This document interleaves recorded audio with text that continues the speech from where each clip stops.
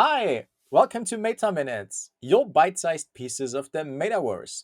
My name is Rene from Valorem Reply, and today we're going to talk about synthetic data and generative AI for the Metaverse.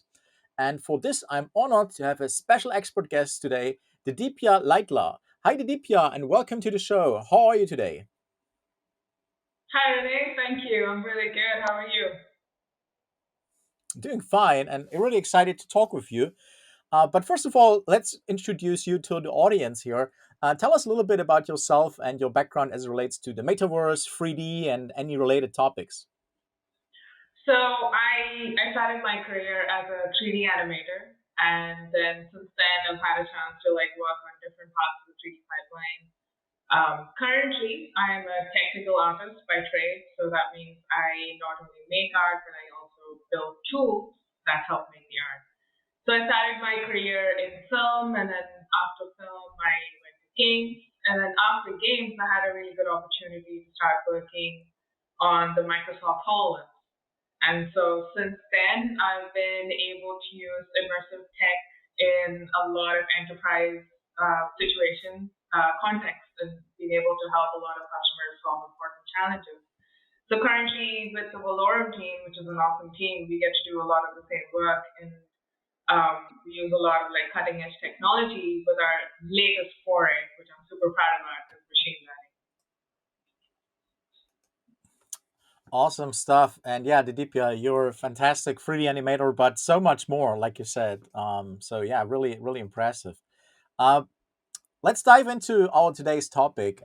You recently actually told me about a great project you have been working on that was leveraging synthetic data for AI model training, right?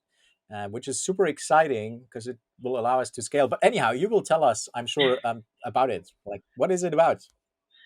So this project kind of so it came out of a conversation that we had with a customer, and the customer basically said they they thought they had everything working. So the biggest challenge they were facing was that the model that they were using, the images that were used for training the model itself were actual real world images.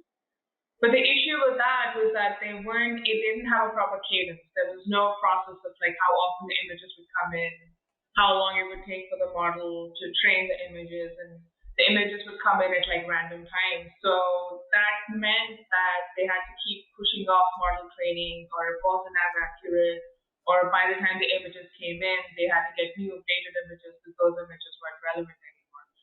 So then when they talked to us, we suggested using synthetic data. Because with synthetic data, you can just build a whole huge database of images, a huge variety. But additionally, it cuts down the amount of time you're waiting to train the model. And you also have you have variety that you otherwise wouldn't be able to get in a real world data set. So it just opened up this huge possibility for them to be able to get much more a much more reliable model, but also in time and in a way that would keep their model updated based on how often it was changing. This is pretty impressive, and especially I like the part you mentioned about the that it that you can basically like synthesize or render variations that you would not be able to otherwise see in the real world data, right? And so you can, like, in a sense, you could augment your data, right? Definitely. I mean, some of the images, some of the images you will see with a lot of synthetic data is not meant for a human eye. If you to give an example that anybody could see online, if you go to Nvidia and you look at their synthetic data example, you look at the forklift truck being tumbled on the floor in different colors and different textures, and it's just a way for us to tell the model that, hey, these are all distractions. This is what you need to learn. But that's the part of synthetic data that I think it's a little bit jarring. The first time you see it, you're like, but this doesn't make any sense to me. But it's not meant to. It's meant to make sense to the machine. So it's really interesting. Sometimes you can have fun with synthetic data. Yeah, yeah. Oh, this is great. And so Do you think like for the metaverse, like the whole kind of vision of the metaverse, and do you think this is relevant for the metaverse and is a building block for like large scale experiences? Oh, definitely. I mean, I think if you look at the way 3D ML has progressed in the past year, like if you look at one of the examples was Google Nerf, the way it's been able to generate an image even from something that was just shot in darkness with a lot of noise, it's able to take that and make a 3D rendering of that. Like that's amazing. And to be able to take that kind of learning and put it into building a whole new world inside the metaverse, that opens up so much possibility. That opens up like things where you might not have imagined as a person, but the machine suddenly has a new idea, and that can be used as a new experience inside the metaverse. Yeah, very good. I'm pretty sure it's super relevant. I'm pretty sure you're right there because like if we think about like just a huge amount of, I mean, like let's face it, like the metaverse, the true vision is the next iteration of the internet, which means it's the 3D immersive internet, which means we need a lot of 3D data, we need a lot of data, and we need to also recognize a lot of things automatically. And I guess there's no way actually that you could have all human workers or whatever you want to call it provide all of this data. I don't think that is even possible, and it might actually be an essential building block, right? Without it it might not even be work. Exactly. So And I mean, with synthetic data, right? It's with the tools that are available today, it's there's so much more possibility for somebody who can just come in, pick up the tools, and start building that synthetic data. Like it's not something that only a person with a very specific skill set will be able to build. Like obviously, with my background in 3D, there's a lot more understanding of like photorealism and all that, but anybody can actually go in, pick up a few tools, learn how to build this, and then you have this data that can then be used to train. Obviously, like the biggest part about synthetic data is that it takes away any bias that people might have, that people might have in generating the synthetic data. So then when you have data coming in from all these different sources, it kind of makes sure to cover all the different bases and different biases are kind of taken out of the picture. uh, that makes a lot of sense, and I think like also another part, like not so much synthetic data, but the generative AI, where you have these AI system that can generate new content out of a text prompt, for example, right? I also think this will be gaining quite some momentum already, but I think it will be even more important, like with these models that are out there, like DALI or Midjourney and Stable Diffusion, just to name the three most popular at the moment. They can create, like I said, these novel images by an AI that learned basically all the internet images. And you can just give it a text prompt, and then it hopefully has a desired result. And it's really impressive what we see all around these days. I've been playing around quite extensively with those. But like you said, also what you see is certain bias, right? When you ask certain questions like, "Hey, give me a computer scientist," you will always get a male, white male in the mid 40s age or something, right? And so that's an issue for sure, because like that's not the real world anymore. And so fortunately, right, that is changing. This is amazing. But it's still in the data, so right, maybe we can use synthetic data actually to generate enough other permutations, and then we can get better results with less bias. But I actually had another question regarding these generative AI stuff for you, because you're also a 3D artist by by trade, or if you will.